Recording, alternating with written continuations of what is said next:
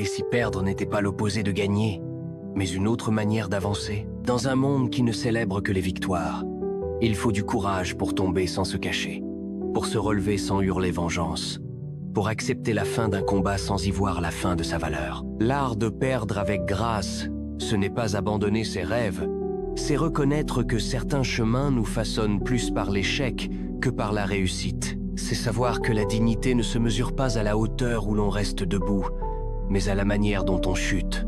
C'est comprendre que chaque perte bien acceptée nous rend plus humains, plus forts, plus vrais. Car ce n'est pas dans le triomphe que l'on apprend la résilience, mais dans le silence qui suit la chute, dans l'humilité de recommencer, dans la sérénité d'avoir tout donné. Il y a une beauté rare dans les défaites assumées, un éclat discret que seuls les cœurs profonds savent voir. Celui qui sait perdre avec élégance porte en lui une victoire plus grande, celle d'être resté fidèle à lui-même, même dans l'ombre. Alors, n'aie pas honte de tomber. Apprends, absorbe, relève-toi. La grâce n'est pas dans l'orgueil du succès, mais dans la paix qu'on trouve au fond de soi quand tout semble perdu, mais que l'on choisit d'avancer quand même.